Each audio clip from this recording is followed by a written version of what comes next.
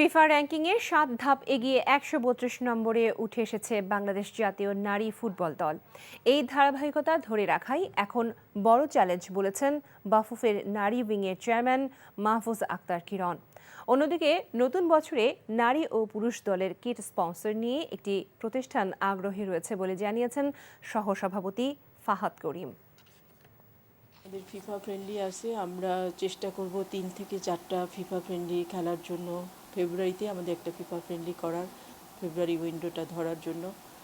তো এইভাবে বছরে আমাদের মিনিমাম ৩ থেকে ৪টা ফিফা ফ্রেন্ডলি আমরা খেলবো, যাতে করে আমাদের র্যাঙ্কিংটাকে আমরা আরও এগিয়ে নিয়ে যেতে পারি। ২০২৫ সালে আমাদের জাতীয় দল পুরুষ এবং জাতীয় দল মহিলা দুটোতেই কিট পার্টনার থাকবে, এটা কোনো সন্দেহ নেই এই ব্যাপারে। That will be the very first partnership আমরা অ্যানাউন্স করবো। সীমিত পরিসরে আমরা নিরলসভাবে কাজ করে যাচ্ছি এই ব্যাপারে ইনশাআল্লাহ, এবং আপনি জেনে খুশি হবেন যে খুব শীঘ্রই ফেডারেশনের হয়ে আপনি বেশ কিছু পার্টনারশিপ অ্যানাউন্সমেন্ট পাবেন ইনশাআল্লাহ।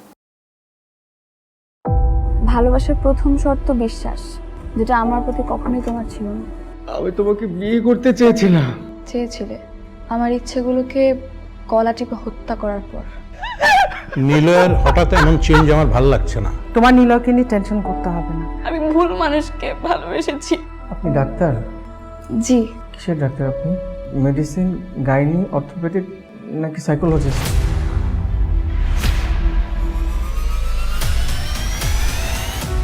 ভাইয়া খুব ইন্ট্রোভার্ট। ভাইয়াকে নেশার জগৎ থেকে ফিরিয়ে আনতে হবে। আমার মনে হয় কি তোমার রেগুলার অফিসে বসা উচিত। সব তোকে সামলাতে হবে। এরকম কেস না দিন দিন বেড়েই চলেছে। আপনি কি আমার উপর রেগে আছেন? পৃথিবীতে কারো উপরে আমার তেমন কোনো রাগ নেই। নিলয় যেন কোনো রকম সিন ক্রিয়েট না করে। আপনি কি সব ভুলে থাকতে পেরেছেন? প্রেম এবং ভালোবাসা খুব পবিত্র, সস্তা কোনো কিছু না। আমি তোমাকে হারাতে চাইনি Preeti. Love is not enough in the world.